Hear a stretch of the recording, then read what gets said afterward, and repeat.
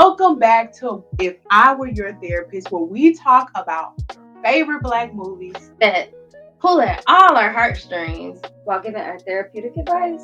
So today, you guys, we're switching up the format just a little bit. We're going to talk about a few movies, our favorite characters from those movies, and what we would do if we were their therapist. So the first movie we're getting in today is Crooklyn. It was in 1994, and it stars a little girl. Her name is Troy. What were you guys' thoughts when, I know I wasn't born yet when this movie came out, 94, I was born in 95, but hey, I saw it a lot of times. Yeah, I saw it a lot of times, and it was very impactful for me. So it was like a girl coming of age story for me, but that's what I kind of pulled from. What about you? I really liked Troy because she kind of gave us a window into life in Brooklyn, life like as a Black family, which we didn't really see a whole lot of that. Our lives like depicted on film, and so she did. I feel like seeing the world through her eyes kind of gave me a lens into family members and just life. So I really appreciated a coming of age story of a young Black girl. Yeah, I enjoyed the movie a lot. I enjoyed the fact that it's from the viewpoint of Brooklyn, New York, getting that experience of what it's like being a little Black girl, like literally in an area that's rough, and it's not super accommodating, it's not coddling, it's like it's rough. And I enjoyed how tough this little girl was. Yes. I enjoyed how just she's gonna speak her mind. It gave me that permission to know, like, that's okay to be that way. Like, she was a regular little girl.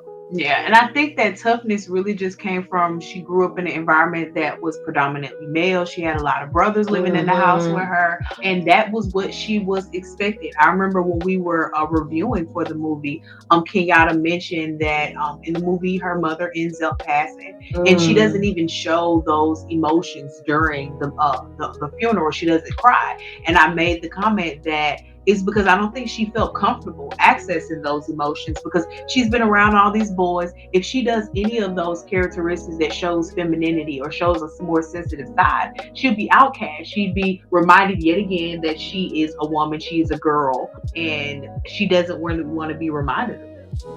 I want y'all to write down in the comments, like, what did y'all think of the Troy character? Can you see yourself in her? And if so, like, what elements was it really cool for you to see, like, in a movie yourself in that way?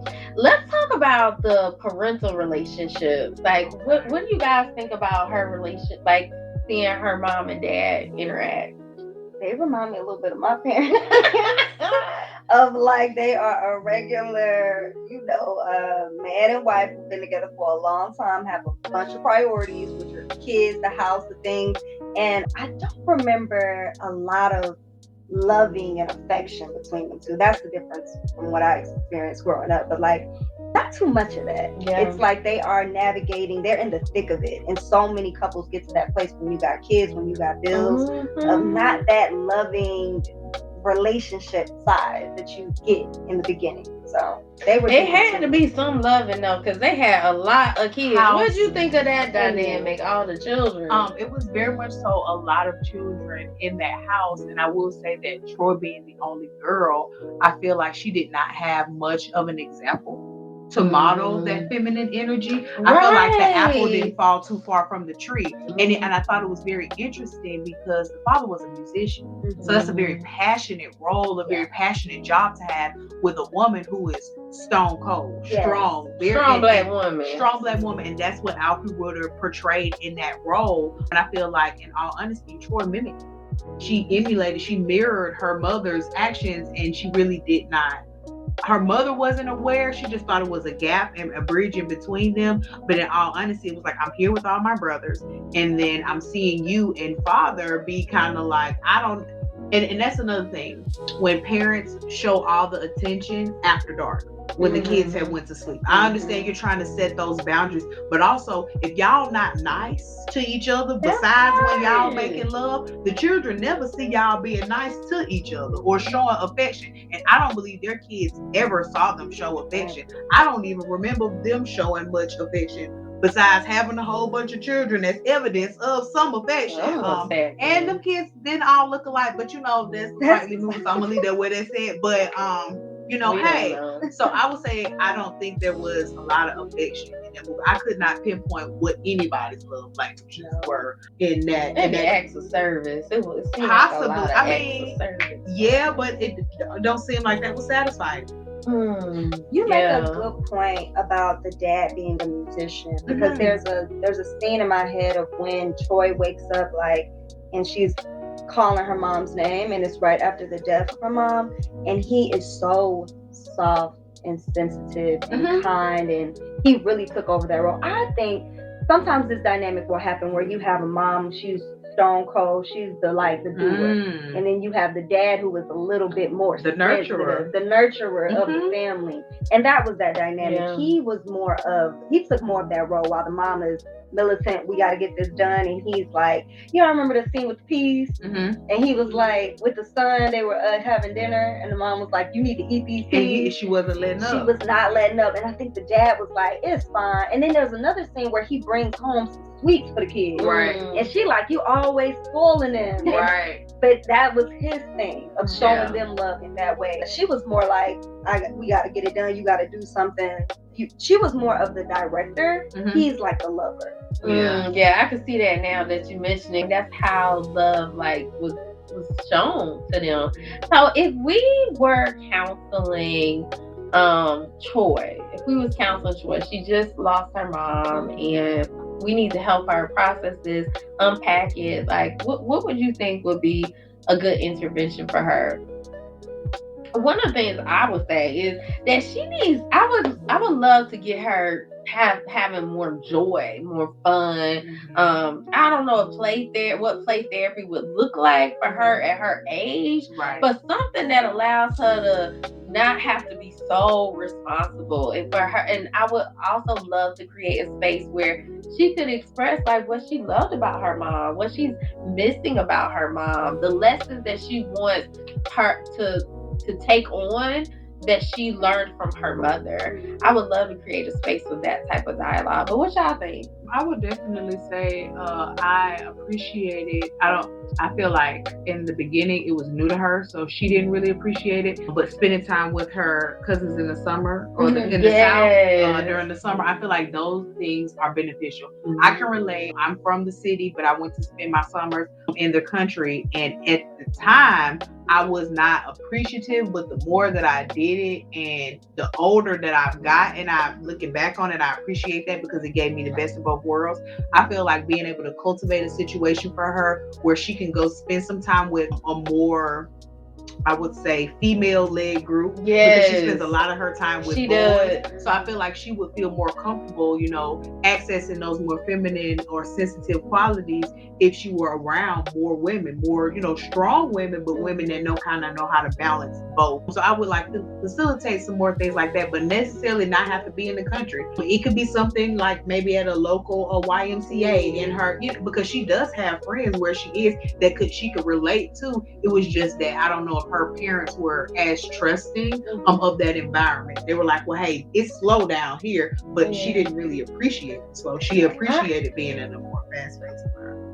Just me personally, I'm from the South, and I can remember times growing up where we would go to Selma, Alabama, where our people are from, and just play, and it's just nothing but grass and greenery and just red light, green light, all of the games. I can appreciate that. It didn't happen often, but just this past week we went to Selma, Alabama, and it just had me in reflection of where my people are from, what my people stood on, the values that they imparted in me. And so I would say, let's keep that. Yeah, I like that element of it where she is given an opportunity to your point, be around people outside of her immediate family, because there's so many opportunities for you to understand generational blessings and generational curses, things that you can see down your lineage that you I need to watch that. And that came from grandma, great grandma, mama. I need to be mindful of this. I think there's value in that. So you both said you want her to kind of have space to process her grief and make meaning out of it. I love that. And then it sounds like for you, your intervention would be more so about, her being able to be around a community. She needs community outside of her family. I would say structure would be a big thing that I would be working on with this time, because when you lose a parent, there's so much more that other parent has to do. And when it's like when a girl loses her mom, there are so many questions that are gonna come up. There's a huge gap that happens. It's like a man, for his father. So for me, I would want, there's never going to be a replacement for her mom, but she definitely needs some structure of having a place to go to talk about those things as a woman, because that's who she is. We can't take away from the fact that that's the life of a little girl. You become a woman. So that would be my big thing. I would talk a lot with her dad about who she's around. Is there another woman that can kind of step in and be supporting for her? Is there any aunts or big cousins or who in the community they can trust?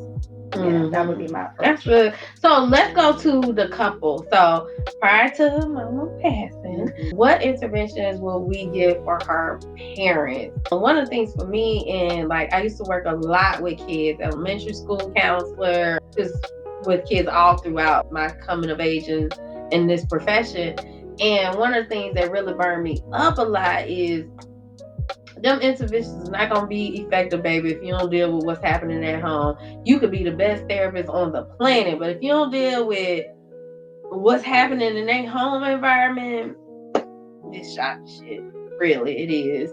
So for the couple, like when you think about like what kind of interventions you would recommend for them, one of the things I would say is y'all need to spend some alone time. Like I know that's challenging with a lot of kids, but maybe it's somebody in the neighborhood that you say, hey, I watch kids on Friday, you watch kids on Saturday, and maybe every other week we could get some date night time. I would also try to empower the kids a little bit more to take on, I don't know, a lot of responsibility, but just kind of helping keeping things in order so everything isn't like falling on mama to do. Because sometimes when as women we take on a lot of responsibility, we don't have that much energy in the bedroom. It's like, I'm tired, baby, I'm tired.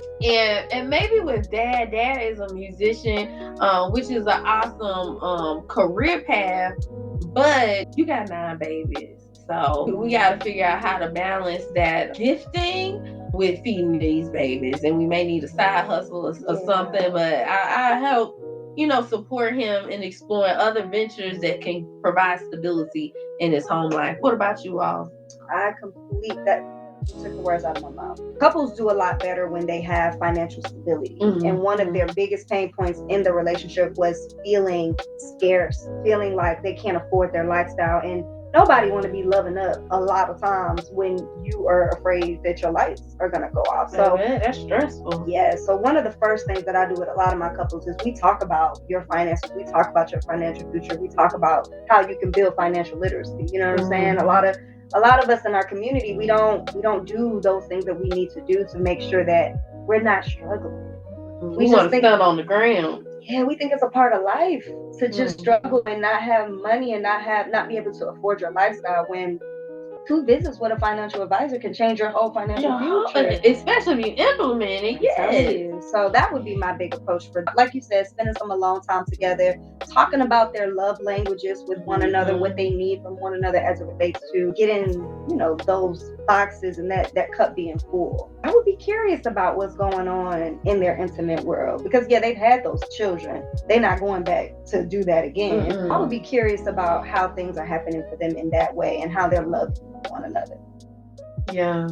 I know for me, I definitely agree with both what you said about just focusing on that a long time, and also focus on that financial literacy, because in all honesty, majority of their problems stem from the lack of money. But I would say, to keep it simple, I would just be mindful of setting boundaries. So setting boundaries around your alone time. Creating and setting and keeping those firm boundaries around, all right, I need this time to work on my business and work on my music, but this is time for the kids. And then this is time for me and my wife. And then also this is time for me to do this, and this is time for me to do that. But whatever mom had going on, and if I remember correctly, once you brought up the fact that the lights went out that one time, it did remind me they were subleasing. So they were renting out rooms in their home, and I believe that was supplementing some of the income and the reasons why they weren't working somewhere so much. But that makes me go back to setting boundaries, because if that's the case, then we gotta up this rent. We got to set some more firm boundaries with getting some more income in, because we got all these babies in here, and we had the black brother that was living there. We had the guy that was living at the bottom that had the mental health issues. So there were multiple people that were living there, but I don't believe they were actually charging them what they should have to be staying there, because they were, trying to give back to the community and things like that. But when giving back to the community comes to eat at your own pocket, then are you really giving from a place that you can? You're pouring from an empty cup at that point. And that's what's going to lead to those, issues in relationships and things like that. Like, I don't even know if he properly grieved his wife dying, because in all honesty, their relationship ended before that. It does. They had to get used to life without each other way before that. I don't know if they had an intimate life together. He made love with his music, and she made love with pouring into whatever she was pouring into. If I'm not mistaken, she was a school teacher. She did something where she was outside the house, but they were in the process of trying to make money. So when you're in that survival mode, love is the last thing on your mind. Lust maybe, but love isn't. And I feel like they caught the brunt of it, and their children grew up seeing it to a certain extent. So as we start to prepare to close, let's think about like some parting piece of guidance that we would give to the Crooklyn family. My first thing that's coming to mind for me, obviously, Mama didn't make it, right? She lost her life, I think, to cancer. But while you're in relationship with your husband, you gotta be mindful about how you talk to him. And the tone of voice that you use with a man. Respect is their biggest thing. So that would be my parting advice for her. For him, I would want him to, like you said, tap more into his career and what he can be doing to bring more money into the home. Not necessarily be hustle, but definitely have a financial idea about how we're going to continue to sustain our lifestyle. For baby girl Troy, I would want to get her out of the house in a way that makes sense. There's a scene that comes to mind where she's stealing from the grocery store, so that's her being outside. Clearly there was food insecurity. Then there's a scene where they playing outside and there are drug addicts that they're playing with, right?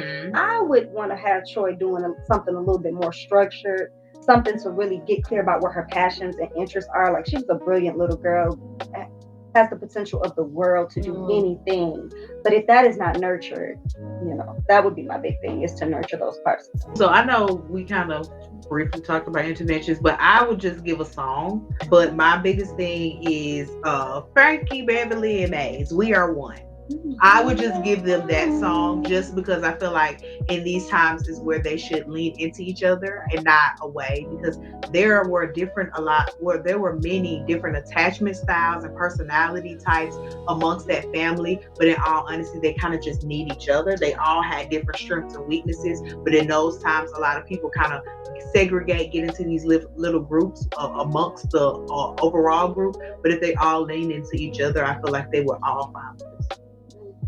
So if you are out there and you know that you need some support, you like what we have shared with you today, we want to invite you to go to AtlantaCoupleTherapy.com, book a session, get the support you need, and like and subscribe and share. It's other people out there in the community that need to hear this kind of message, because we're not just watching movies, but we're understanding, like, how does this impact our world? How does this impact our thinking? How can we shift our actions and behaviors to line more up with the life that we want to create? All right, so y'all be blessed. All right.